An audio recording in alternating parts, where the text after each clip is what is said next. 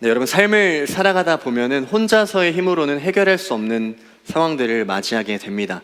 저 같은 경우 그런 시간들을 꼽으라고 하면은 군 생활이 먼저 떠오르더라고요. 저는 군대를 23살이라는 나이로 남들보다 2년에서 3년 정도 늦게 갔어요. 그렇게 늦게 간 거 아닌다라고 생각하실지 모르겠지만 제가 막상 훈련소를 마치고 부대에 갔을 때 그 생활관에 들어갔는데 이제 저녁에 일주일 남은 선임들이 저랑 동갑인 거예요. 그래서 이제 그분들이 야 이창아 그냥 말 놔. 나 어차피 일주일 뒤에 전역하니까 그냥 친구하자 라는 거예요. 비참하더라고요. 상대적 박탈감을 상당히 느끼면서 제가 속상한 마음이 많이 들었습니다. 그렇다 보니까 당연히 제 동기나 제 조금 높이 있는 선임들도 다 저보다 나이가 어린 거예요. 그래서 군대에서는 보통 많이 가까워지거나 그 사람을 인정할 만하다라는 생각이 들지 않으면 제가 제 아무리 나이가 많아서 형이더라도 야 너랑 나랑 동기인데 무슨 존댓말이야? 우리 반말해야지 라고 얘기를 합니다. 군대니까 틀린 것은 아닌데 그 왠지 모르게 지고 있는 것 같고 왠지 모르게 속상한 마음들, 그 오묘한 마음이 있는 채로 군 생활을 시작을 했던 것 같습니다.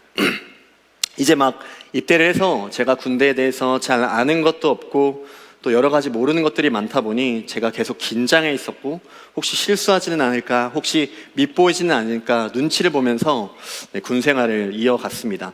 게다가 저는 그 간부님들과 함께 일을 하는 직책에 있었기 때문에 이 간부님들과의 관계가 너무 중요했는데 마침 제가 직속으로 모시는 상관 간부님께서 우리 부대에서 너무 유명한 분인 거예요. 너무 쉽지 않은 성격을 갖고 계셔서 모두가 기피하는 어떤 그런 분이셨는데 그분이 저를 이제 좋게 볼 리가 없죠. 막 저를 엄청 쏘아붙이고 많은 모욕과 많은 무시를 당하게 일쑤였습니다.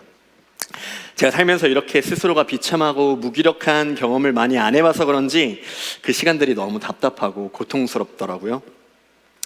근데 그러던 중에 이제 모든 선후임과 관계도 좋고 또 심지어 일도 너무 잘해서 간부님들에게도 칭찬을 받는 소위 S급이라고 불리는 선임이 한 명 있었는데 이 선임이 저랑 동갑인 거예요. 근데 어떻게 같이 훈련을 하다가 이 선임이 저랑 너무 우연찮게도 같은 동네에서 살고 있는 분이라는 것을 저희가 알게 되었고 동갑인 걸 알고 나서 그분이 저에게 그냥 우리 친구하자라는 은혜를 베풀어 주셔서 제가 그분과 쳐다도 볼 수 없는 그 탁월한 분과 친구를 맺게 되었어요.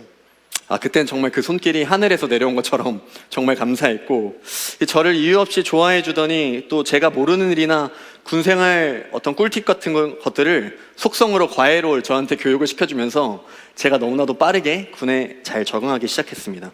그래서 제가 한 번은 불 꺼진 그 생활관에서 자기 전에 모포를 뒤집어 쓰고 정말 하나님 앞에 울면서 감사 기도를 드렸던 기억이 있어요. 나에게 이런 사람을 붙여줘서 정말 감사합니다. 그때는 정말 저에게는 그게 큰 것이었던 거죠. 또 그분은 저에게 좋은 친구들을 소개해 주겠다면서 이 선임들에게 저를 데리고 가서 이 친구 너무 좋은 친구다, 너무 우리가 같이 어울리면 아주 좋을 친구야 라고 소개를 해주면서 제가 잘 적응할 수 있게 도와주었고 심지어 간부님들에게도 가서 의창이 정말 똘똘합니다, 일 잘합니다 라고 저를 아주 치켜 세워주면서 간부님들에게도 그래도 수월하게 빠르게 좋은 인식을 갖게 되는 그런 시간들이 저에게 있었습니다. 그러면서 저는 그 친구의 그 늠름한 뒷모습을 보면서 역시 하나님은 살아계시는구나 라고 혼자 속으로 되뇌면서 그 친구 덕에 참 어려울 수 있는 군 생활을 즐겁게 시작했던 경험이 있습니다. 스스로는 극복하기 힘든 그 상황 속에서 저와 함께 해준 친구가 있다는 것이 얼마나 큰 도움이고 힘이었는지를 깨달을 수 있는 시간이었습니다. 오늘 우리가 함께 보고자 하는 본문에서도 마찬가지로 이 스스로의 힘으로는 예수님께로 나아갈 수 없는 한 사람에 대한 이야기가 나옵니다. 그는 중풍병 환자로 온몸에 마비가 있는 사람이었기 때문에 예수님께 가고 싶어도 갈 수가 있는 사람이 아니었어요. 그러나 그에게 믿음의 길을 함께 걸을 수 있는 4명의 친구들이 있었습니다. 이 삶의 커다란 문제가 찾아왔을 때 계속해서 믿음의 길을 걸어가는 이들의 모습을 바라보면서 우리에게 주시는 예수님의 지혜는 무엇인지 함께 살펴보도록 하겠습니다. 마가복음 2장 1절에서 4절 말씀을 한 절씩 읽겠는데요. 제가 먼저 읽겠습니다. 1절, 며칠 뒤에 예수님께서 가버나움으로 돌아오셨습니다. 예수님께서 집에 계시다는 소문이 퍼졌습니다. 2절, 그러자 많은 사람들이 모여들어 가득 찼습니다. 심지어 문 밖에도 서 있을 곳이 없었습니다. 예수님께서 그들에게 말씀하셨습니다. 4명의 사람들이 예수님께 중풍병 환자를 데리고 왔습니다. 이들은 사람들 때문에 예수님께 들어갈 수가 없었습니다. 그래서 예수님이 계신 곳에 지붕을 뜯어냈습니다. 이들은 뚫어낸 구멍으로 중풍병 환자가 누워있는 침상을 아래로 내렸습니다. 아멘. 믿음의 길 걷는 우리에게 주시는 예수님의 지혜 첫 번째는 사방이 막힌 상황에도 믿음으로 걷다 보면 길이 보이기 시작한다 라는 것입니다. 사방이 막힌 상황에도 믿음으로 걷다 보면 길이 보이기 시작한다. 오늘 본문의 이 가버나움은 예수님이 성경에서 가장 많은 사역과 가장 많은 기적을 행하신 동네이면서 동시에 예수님과 베드로가 살던 동네였습니다. 이렇게 예수님께서 수많은 기적과 치유의 역사를 일으켜 세우셨다는 소문이 전역에 퍼지기 시작하니까 예수님만 쳐다보면 사람들이 몰리기 시작하는 거예요. 그래서 예수님이 자신이 마을로 들어갔을 때 사람들이 너무 몰리니까 마을에 들어가지 못한 채 며칠간 마을 바깥에서 거하고 계셨던 상황이에요. 그러다가 예수님이 이제 눈치 싸움에서 승리를 하셔서 중간에 마을을 이제 들어가게 되셨고 마을 안에 있는 그 가버나움에 있는 집으로 돌아오신 것입니다. 그런데 당연히 어렵지 않게 예측할 수 있듯이 예수님께서 이 가버나움의 어느 집에 있다는 소문이 벌써 쫙 퍼진 거예요. 그러자 어김없이 수많은 인파들이 그 집에 찾아왔고 예수님의 천국 복음을 듣는 사람으로 그 집안이 가득 채워졌고 심지어 이 문 밖에도 줄을 서서 사람들이 들어오지 못할 정도로 많은 인파가 모였다라고 하는 것입니다. 마찬가지로 이 중풍병자와 4명의 친구들도 예수님을 만나기 위해서 그 집에 찾아왔습니다. 이들도 물론 이 집에 많은 사람들이 모여있을 거라는 것을 당연히 생각을 하고 왔지만 집 안에 들어가는 것조차 어려울 정도로 사람이 많은 것을 보고서는 상당히 많이 당황하고 놀랐을 것입니다. 그런데 우리가 잘 아는 것처럼 이들이 상당히 파격적이고 상당히 레디컬한 선택을 하는데 그것은 뭐냐면 바로 지붕을 뚫어서 예수님을 만나러 가겠다라는 거였어요. 여러분 한번 상상해 보세요. 예수님과 제자들이 가버나움의 집에서 수많은 사람들과 꽉 채워져 있는 그 집에서 예수님의 아주 거룩하고 능력 있는 그 설교를 집중해서 듣고 있어요. 그런데 갑자기 위에서 쿵쿵 소리가 들리기 시작하고 먼지가 떨어지기 시작하다가 갑자기 나뭇가지와 진흙이 떨어지기 시작하고 한 줄기 빛이 떨어지면서 구멍이 생기면서 그 구멍이 커지고 그 구멍을 통해서 중풍병 환자가 내려오는 상황이에요. 얼마나 당황했을까요? 실제로 이 당시 유대 사회에서 지붕의 역할은 낮잠을 자는 공간이기도 했고 또 기도를 하는 공간이기도 했고 그리고 창고로 사용하기도 했습니다. 그래서 평평한 구조였어요. 그렇다 보니까 그 지붕에 올라갈 수 있는 계단도 잘 마련이 돼 있었다는 것이죠. 이 대부분의 성경학자들은 이 가버나움의 집을 베드로의 집일 것이다라고 추정을 하는데 이미 지붕에 쿵쾅거리는 그 굉음이 날 때부터 과연 우리가 아는 그 다혈질의 베드로가 가만히 있었을까요, 여러분? 그렇지 않았을 거예요. 베드로는 아마 지금 저 사람들이 무슨 짓을 하는 거지? 예수님, 제가 당장에 저기 올라가서 저 사람들 끌어내리겠습니다 라고 했을 거예요. 그리고 사실 이거는 사실 다혈질의 베드로뿐만 아니라 저만 됐어도 야, 만약에 여기에 여러분 구멍이 난다고 생각해 보세요. 야, 이거 사고 났다, 야, 큰일 났다 이러면서 저는 당장에 뛰어 올라갈 것이고 아마 우리 예배를 사랑하는 많은 넥스트림 우리 청년들도 형제들이 건장한 청년 형제들이 저를 따라서 같이 뛰어 올라가지 않았을까요? 그게 너무 자연스러운 상황인 것이죠. 근데 예수님은 어떻게 반응했을까요? 저는 그걸 생각해 보니까 예수님은 아마 야 베드로야 잠깐만 멈춰봐. 한번 저들이 뭘 하는지 보자. 지금 저들이 무슨 일을 행하는지 함께 보자 라고 하면서 많이 무모해 보이지만 그들의 모험적인 믿음을 바라보시면서 예수님은 호탕하게 웃으면서 기뻐하지 않으셨을까? 저는 이런 생각을 해봤습니다. 이 마가복음 2장 4절에서 5절 말씀에 예수님이 너무나도 놀라운 말씀을 하시는데 4절 말씀을 제가 먼저 읽겠습니다. 이들은 사람들 때문에 예수님께 들어갈 수가 없었습니다. 그래서 예수님이 계신 곳에 지붕을 뜯어냈습니다. 이들은 뚫어낸 구멍으로 중풍병 환자가 누워있는 침상을 아래로 내렸습니다. 5절 예수님께서 이 사람들의 믿음을 보시고 중풍병 환자에게 말씀하셨습니다. 아들아, 내 죄가 용서되었다. 아멘. 예수님은 이 지붕을 뚫고 말도 안 되는 방법으로 내려온 중풍병자와 그들의 친구들을 향해서 그들이 너는 너무 무모하다, 너는 너무 교양이 없고 상식적이지 않아 라고 얘기하신 게 아니라 그들의 행동을 보고 믿음을 보셨다 라고 얘기를 하는 거예요. 이 답이 없는 상황 속에서도 멈추지 않고 계속해서 걸어간 그들의 모습을 예수님은 믿음이라고 여기신 것입니다. 여러분, 우리가 믿음의 길을 걷다 보면 때로는 앞이 보이지 않고 사방이 막혀버린 것 같은 상황이 찾아옵니다. 오늘의 본문과 같이 예수님을 만나야 하는데 집 앞이 꽉 찼을 뿐만 아니라 문 바깥까지도 이미 사람들이 가득해서 옴짝달싹 못하는 상황이 우리의 삶 가운데서 찾아온다는 것입니다. 그러면 대부분의 사람들은 어떻게 반응했을까요? 와, 사람들 많은 거 없어. 오늘 날 아니다. 야, 좀만 빨리, 내가 아까 빨리 오자고 했잖아. 다음에 오자. 야, 이거는 못 들어가. 길도 없잖아. 라고 아마 생각하지 않았을까요? 그러나 그들은 예수님을 기대하며 걸어왔고 그 문제 앞에서 포기하지 않고 계속해서 그들이 갈 길을 걸어간 거예요. 그리고 문제 앞에서 그들은 용기 있게 행동하였고 결국 지붕을 뚫는 파격적인 방식으로 예수님께 나아갈 수가 있었습니다. 여러분은 누군가를 만나기 위해서 집 앞에 사람들이 많아서 들어가지 못한다고 해서 지붕을 뚫는다는 것이 사람의 생각이라고 생각하세요? 사람이 할 수 있는 생각이 아니죠. 하나님이 그럼 우리한테 이렇게 말씀하신 걸까요? 야, 너는 나를 만나기 위해서 누구도 할 수 없는 독창적인 생각과 아이디어로 그리고 그런 파워풀한 능력으로 나를 찾아와야 돼 라고 하나님이 말씀하시는 걸까요? 아닙니다. 하나님은 너가 나를 만나고자 하는 마음이 있다면, 그리고 내가 너를 치유할 것이라는 믿음이 너 안에 있다면 너에게 그 문제를 타개할 수 있는 힘과 지혜를 내가 너에게 부어줄게 라고 말씀하시는 분입니다. 사랑하는 여러분, 예수님은 믿음의 사람에게 멈추지 않는 용기와 돌파하는 지혜를 선물해 주십니다. 지금 여러분의 눈앞에 막혀버린 것 같은 문이 있으십니까? 예수님께서 그 문을 활짝 열 수 있는 힘과 용기를 주실 것입니다. 도무지 문제를 해결할 수 없는 좌절 앞에 서 계신 분이 계신가요? 모든 문제를 해결하시는 예수님을 신뢰할 수 있는 믿음을 먼저 구하는 은혜가 여러분들에게 있으시길 축복합니다.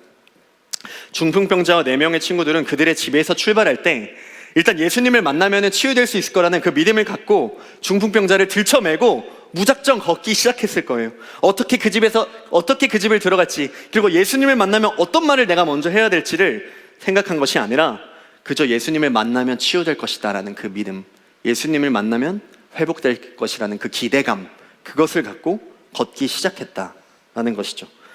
마찬가지로 우리도 모든 것을 다 알지 못한 채 걸어야만 하는 시간들이 인생에 찾아옵니다. 아마 여기 계신 많은 분들께서 끝이 나의 종착점과 나의 모든 방향과 루트를 알지 못한 채 걸어가기 시작하신 분들이 너무나도 많으실 거예요. 지금 내가 걸어가야 하는 방향은 어딘지, 아무런 길도 보이지 않는 상황에 내가 여기서 발을 내디디면 떨어지는 건 아닌지라는 생각을 가지면서 우리가 당황해하고 하나님이 나를 어떻게 인도하실까라는 의구심을 갖고 살아가는 사람들이 있다는 것입니다. 또 많은 사람들은 무언가를 시도도 하기 전에 그건 안 될 거야 라고 예측하는 경향이 아주 강합니다.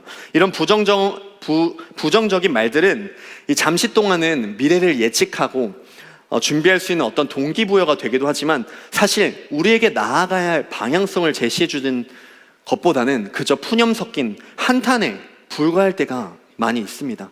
그건 안 될 거야. 너는 못해. 넌 할 수 없어. 우린 망할 거야. 여러분, 이와 같은 말들은 우리가 아무것도 하지 못하고 믿음의 걸을 걸어가지 못하게 우리의 영혼을 마비시키는 상당히 좋지 않은 언행들, 습관들인 것입니다. 그러나 여러분, 진정한 믿음의 사람은 소망 없는 나의 무력함을 의지하는 것이 아니라 예수님을 기대하는 사람입니다. 예수님을 기대하는 사람은 쉽게 좌절하거나 멈추지 않습니다.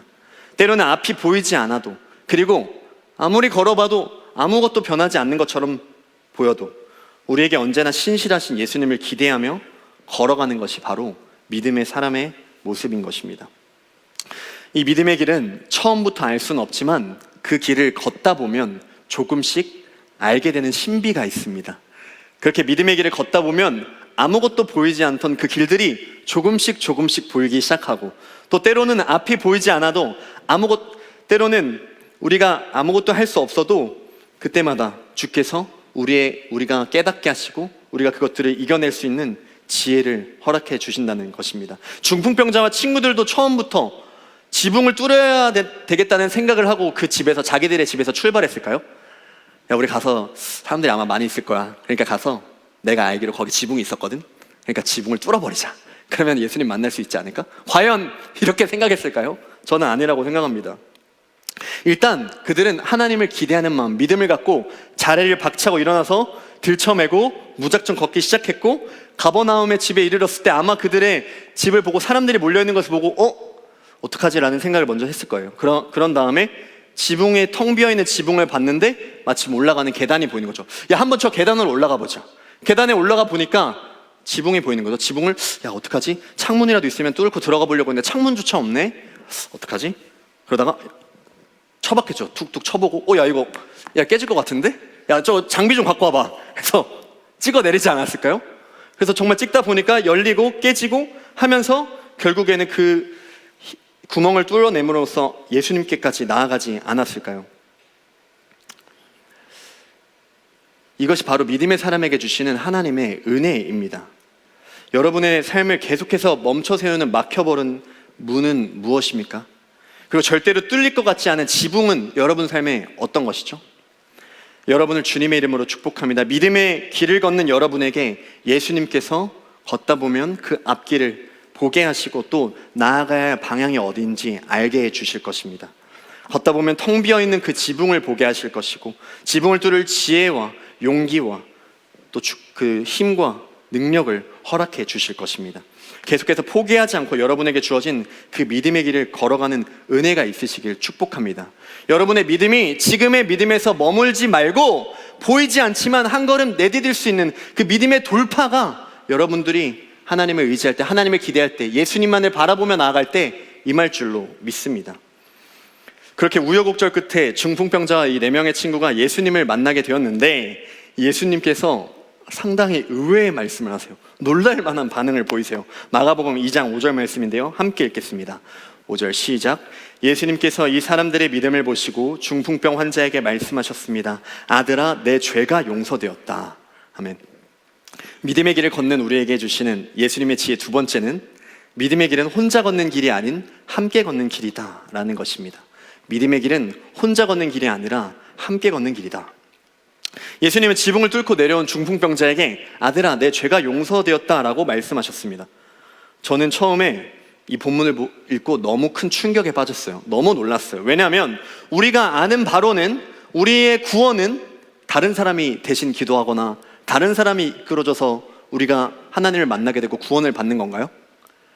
나 자신 1대1의 관계 속에서 나의 신앙과 나의 믿음으로, 그 믿는 믿음으로 예수님을 통해서 우리가 구원을 얻고 예수님을 만나게 된다는 것이 우리의 기본적인 상식이고 신학인데, 오늘 본문에서는 이 사람들의 믿음을 보시고 내 죄가 용서되었다라고 중풍병자에게 말씀하고 계신 거예요.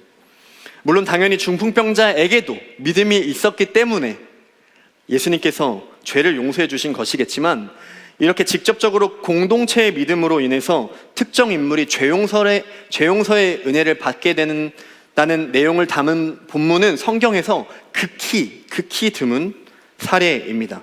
그렇지만 우리의 삶을 여러분 생각해 보세요.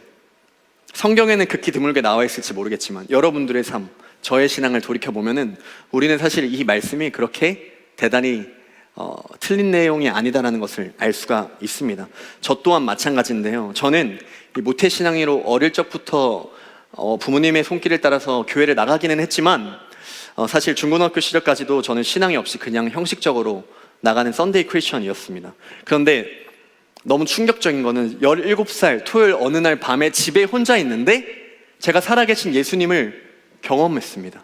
그리고 살아계신 예수님 앞에 내가 얼마나 더럽고 추악한 죄인인지가 깨달아지면서 약 2시간 정도를 통곡을 하면서 울기 시작했고, 그 회개는 약 한 달간, 매일매일 2시간씩의 회개가 한 달간 이어졌어요. 그러면서 예수님이 나를 얼마나 사랑하셨길래 나를 위해 대신 죽어주시고 나를 구원해 주셨는가라는 그 은혜를 깨닫게 되었고, 제가 그때부터는 난 이제 예수님만을 위해 살아야겠다, 난 이제 예수님만을 사랑하며 살겠습니다라고 제가 고백을 했어요.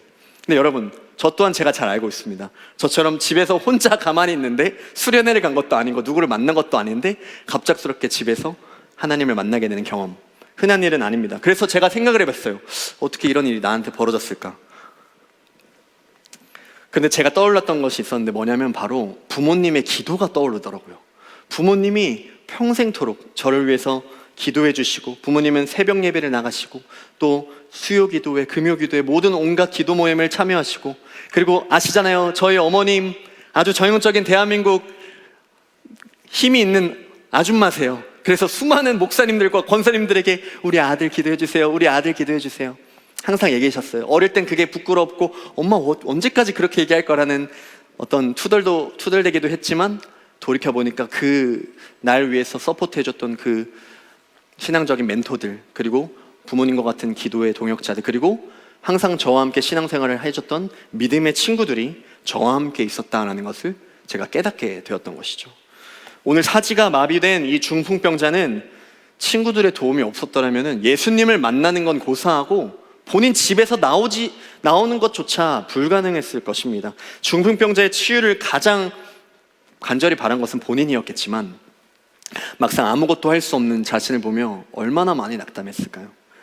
그리고 너무 감사하게도 친구들이 자신을 들쳐매고 예수님께로 가준다고 했을 때 너무너무 기뻤겠지만, 동시에 내가 이렇게 신세를 지면서까지 예수님께 나아가야 되나? 라는 미안함도 있지 않았을까요? 그런데 믿음의 친구들은 어떠했죠? 믿음의 친구들은 묵묵히, 그리고 거침없이 그를 들쳐매고 걷기 시작했습니다. 그리고 아마 이렇게 얘기하지 않았을까요? 너가 혼자 예수님께 나아갈 수 없으면 우리가 너를 끝까지 붙들고 걸어가 줄게. 여러분, 우리의 신앙생활이 그렇습니다. 혼자서 예수님께 나아갈 수 있는 사람은 그리 많지 않습니다. 우리는 연약하여서, 또 부족하여서 때로는 그 믿음의 걸음을 멈추고 싶을 때도 있고, 포기하고 싶은 순간, 그리고 의심이 되는 순간도 적지 않게 찾아옵니다. 그러나 함께 걸으면 목적지에 도착할 때까지 포기하지 않을 수 있고, 그리고 함께 기도하면 기도 응답이 올 때까지 포기하지 않고 하나님께 부르짖을 수 있다는 것이죠. 그들은 예수님이 계신 집에 도착하고 나서 그 집에 들어가지 못하는 상황에도 포기하지 않았고, 지붕에 올라가고 나서 들어갈 창문이 없다는 사실에도 포기하지 않았습니다.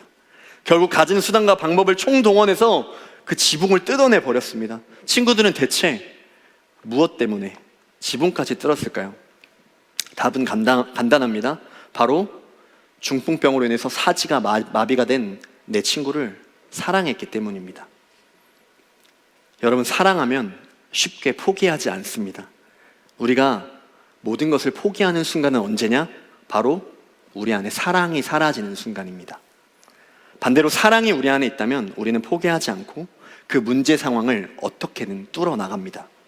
여러분의 믿음의 친구, 여러분 믿음의 동역자들을 귀하게 여기는 은혜가 있으시길 축복합니다. 여러분 인생에서 가장 소중한 선물 중에 하나가 바로 여러분 앞뒤 좌우에 있는 여러분들의 믿음의 친구입니다. 내가 홀로 걸어가지 못할 채 나를 들쳐매고, 야, 너 걱정하지 마, 내가 너를 끝까지 업어서라도 데려가 줄게, 내가 너 예수님께 갈 때까지 내가 옆에서 함께 해줄게 라고 이끌어주는 동역자보다 여러분 인생에서 중요한 게 그렇게 많지 않아요. 여러분 삶에 중요한 거 많이 있다고 생각하시죠? 여러분이 앞뒤 좌우에 있는 동역자들 여러분에게 보석 같은 존재예요. 작년 여름에 저와 넥스림 청년들이 인도로 아울리치를 다녀왔습니다. 저희는 매일 밤마다 이 사역을 마친 이후에 은혜를 나누는 시간을 가졌어요. 모든 사역의 시간이 소중하겠지만 제가 개인적으로 가장 기대하고 좋아하는 시간이 바로 하루의 사역을 마치고 함께 모여서 은혜를 나누는 시간입니다. 모두가 분명히 같은 사역을 했고 같은 대상을 선교했는데 이 매번 하나님께서 각자에게 주시는 은혜가 다 다른 거예요. 그래서 그 나눔은 정말 풍성해지고 그 은혜가 훨씬 깊어지는 것이죠. 어떤 청년은 살아계신 하나님을 경험했다는 청년이 있고, 오랜 기간 기도한 내용에 대해서 응답받았다는 청년도 있고, 하나님의 눈물과 사랑을 회복했다고 고백하는 청년들도 있었습니다. 다들 그 시간을 통해서 하나님을 더욱 사랑하게 되고 하나님이 우리와 함께 하심을 깨닫고 경험하게 되는 너무 소중한 시간이었습니다.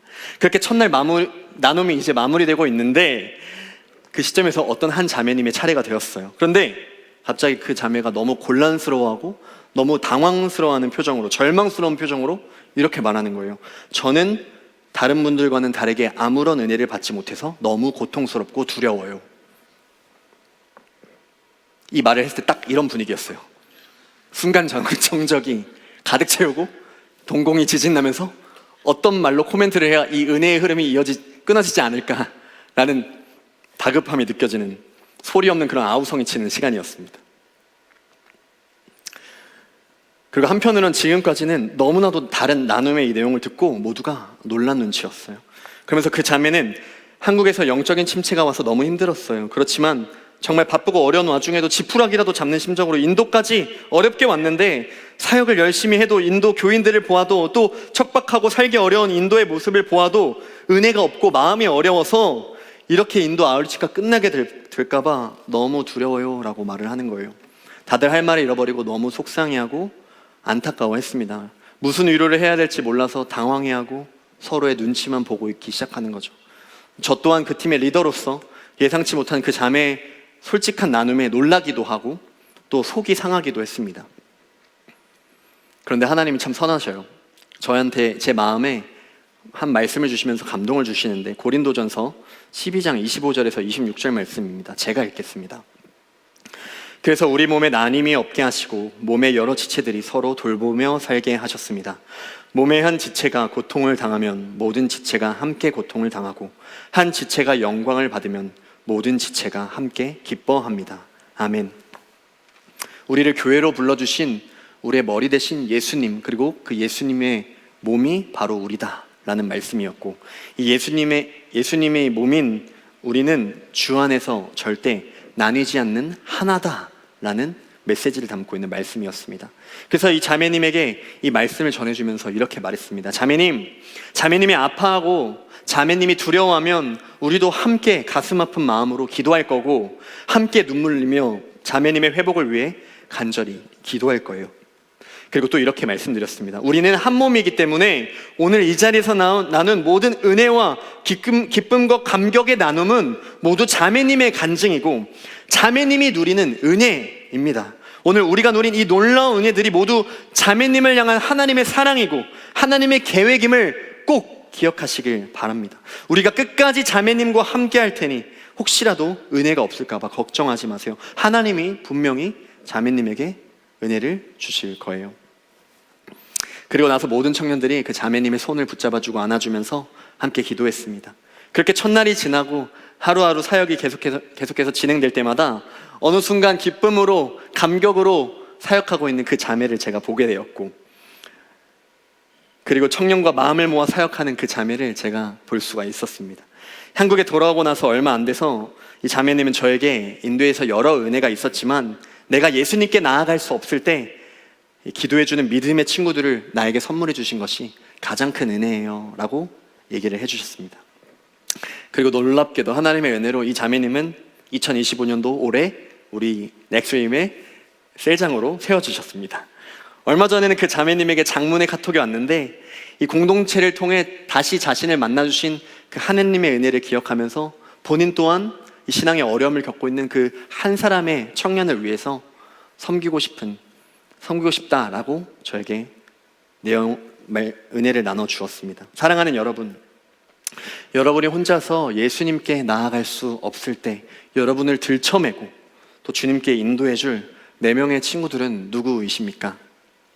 인생의 결정적인 순간 나를 예수님 앞으로 인도해 주는 그 믿음의 친구를 사귀는 은혜가 여러분들에게 있으시길 축복합니다. 그리고 지금 여러분들에게, 친구들에게 꼭 이렇게 말해주세요. 너는 절대 혼자 걷지 않을 거야. 내가 너와 항상 함께 걸을 거야. 널 위해 내가 언제나 기도할 거고, 너를 위해 내가 지붕이라도 같이 뜯어줄 거야. 여러분, 오늘 무슨 날이죠? 셀 신청 마지막 날입니다. 빌드업이 어마무시하죠. 네, 여러분, 많은 청년분들 신청해 주셨는데 여전히 망설이고 있는 분들, 뭘 망설이세요? 여러분 꼭 신청하시기 바랍니다. 그리고 온라인에서 예배드리고 있는 수많은 청년 여러분, 이 자리에 남아서 공동체 은혜를 경험하시길 축복합니다. 마가복음 2장 5절 말씀 함께 읽겠습니다. 5절 시작. 예수님께서 이 사람들의 믿음을 보시고 중풍병 환자에게 말씀하셨습니다. 아들아, 내 죄가 용서되었다. 아멘. 믿음의 길을 걷는 우리에게 주시는 예수님의 지혜, 마지막 3번째는 예수님은 나보다 나의 필요를 더 잘 아신다라는 것입니다. 예수님은 나보다 나의 필요를 더 잘 아신다. 우여곡절 끝에 이 중풍병자는 꿈에도 그리던 예수님을 만났습니다. 아마 중풍병 이 환자에게는 예수님을 만나는 시간이 인생에서 가장 설레고 기대되는 시간이었을 거예요. 왜냐하면 누구도 해결해 주지 못했던 나의 마비돼 버린 사지를 자유케 해주실 유일한 분이 바로 예수님이라고 생각했기 때문이죠. 그런데 예수님의 대답은 그의 생각과는 너무나도 다른 말이었어요. 예수님이 이렇게 얘기하시는 거예요. 아들아, 내 죄가 용서되었다. 중풍병자가 간절히 바랬던 말은 아들아, 너는 이제 완전히 치유되었다 라는 말이었을 거예요. 아마 우리 중에 성격이 급한 사람이 있다면 이렇게 바로잡으려 했을지도 몰라요. 예수님, 제가 듣기 원하는 말은 그게 아니에요. 저는 지금 죄를 용서받기 위해서 이 자리까지 온 게 아니라 제가 지금 움직일 수 없잖아요. 제가 지금 꼼짝할 수 없잖아요. 너의 중풍병에 나았다라고 얘기해 주셔야 해요 라고 말했을지도 모릅니다. 여러분, 우리도 주님 앞에 나아갑니다. 우리도 이 중풍병자와 비슷한 고백을 합니다. 하나님, 나 아픕니다. 나를 고쳐주세요. 하나님, 내가 사업이 막혔습니다. 사업의 문을 열어주세요. 하나님, 나의 무너져버린 관계, 그것만 해결되면 소원이 없겠습니다. 하나님, 나에게 취업의 문을 열어주시고 배우자를 허락해 주시고 원하는 집을 얻을 수 있도록 도와주세요. 이렇게 우리가 원하는 것들이 너무나도 많습니다. 그런데 예수님께서는 우리가 원하고 바라는 부분을 만져주셔야 하는데 전혀 다른 것을 다루시면서 내 죄가 용서되었다 라고 말씀하시는 거죠. 그럼 우리는 깜짝 놀라면서 하나님께 말하는 거예요. 하나님, 내가 원하는 것은 그게 아닙니다. 내 기도를 잘 안 들으시는 것 같은데 제 기도를 제대로 들으시고 응답을 해주셔야 합니다. 그런데 예수님께서는 우리의 얘기를 다 들으시고 여전히 뭐라 하시죠? 내 죄가 용서되었다 라고 말씀하시는 거예요. 여러분, 이게 무슨 말일까요? 예수님은 이 중풍병자가 모르는 것을 알고 계시는 거예요. 바로 육신의 질병뿐만 아니라 우리의 영혼을 죽이는 가장 심각한 병, 죄로 인해 영혼이 채워지지 않는 목마름이 우리에게 있다라고 우리에게 말씀하시는 것입니다. 그들에게는 육신의 병, 중풍병이 가장 긴급하고 중요한 이슈였지만 예수님에게는 그의 죄가 가장 긴급하고 중요한 이슈였습니다. 우리는 흔히 이렇게 생각합니다. 이것만 해결되면 진짜 좋을 텐데, 이 병만 나으면 내가 정말 행복할 텐데, 이 회사만 들어가면 얼마나 좋을까? 이것만 떠날 수 있다면, 이 기도만 응답된다면 나의 모든 것을 다해서 내가 주님을 위해서 달려갈 텐데. 이것이 무엇입니까, 여러분? 목마름에 대한 우리의 끊임없는 갈망입니다. 주님께서 그럼 우리에게 뭐라고 말씀하실까요? 아마 이렇게 얘기하시지 않을까요? 너 여기서 병 나으면 얼마나 행복할 것 같아? 그 기쁨 얼마 안 가. 너 이 자리에서 내 자리를 들고 일어나 걸으면 얼마나 기쁠 것 같아? 그 감격 얼마 안 가. 그러면 그 다음엔 뭐니? 여러분, 그 다음은 또 목마르다는 것입니다. 왜냐하면 우리의 목마름은 어떤 질병 때문에 생긴 것이 아니라 내 안에 깊은 곳에서 하나님과의 나의 관계가 죄로 인해서 산산조각 났기 때문에 탄생한 목마름이기 때문입니다. 예수님은 그 근원적인 목마름으로부터, 그 내면의 깊은 본질적인 갈망으로부터 진정한 만족을 주시기 위해 내 죄가 용서되었다라고 말씀하시는 것입니다. 그러자 그 자리에 있던 유대인들이 속으로 예수님을 비난하는데 마가복음 2장 6절에서 7절 말씀 한 절씩 있는데 여러분이 먼저 읽어주시겠어요? 6절 시작. 마침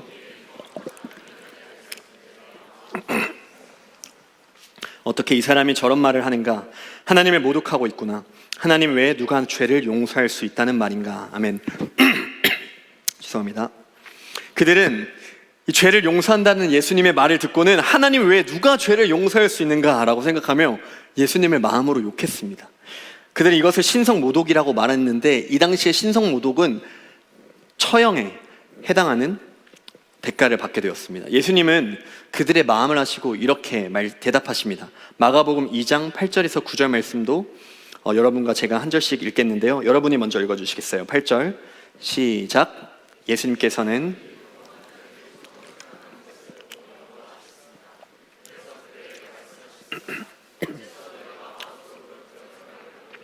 이 중풍병 환자에게 내 죄가 용서되었다라고 말하는 것과 일어나서 침상을 가지고 걸어라 하고 말하는 것 중에 어느 것이 더 쉽겠느냐? 예수님은 너희가 어째서 그렇게 생각하느냐? 내 죄가 용서되었다라는 말과 일어나서 침상을 들고 걸으라 라고 하는 말 중에 무엇이 더 쉽겠느냐라고 말씀하십니다. 여러분은 어떻게 생각하세요? 무엇이 더 쉬울까요? 내 죄가 용서되었다라는 말과 내 자리에 침상을 들고 일어나 걸으라 라는 말 중에 어떤 말이 더 쉬울까요? 정답은 사실 간단합니다. 내 침상을 들고 걸어라 라는 말은 누구라도 할 수 있지만 내 죄가 용서되었다라는 말은 오직 하나님 한 분만이 하실 수 있는 말씀입니다. 죄 용서의 은혜가 오직 하나님 한 분께만 있기 때문이죠. 많은 성경학자들은 이 마가복음 2장에서 예수님의 길에 십자가의 그림자가 드리우기 시작했다라고 얘기를 합니다. 예수님은 종교 지도자들의 생각을 훤히 알고 계셨기 때문에 본인이 단순히 기적을 행하는 자가 아니라 세상의 구주로 나서게 되면은 그들에게 죽임을 당할 것이라는 것을 이미 알고 계셨습니다.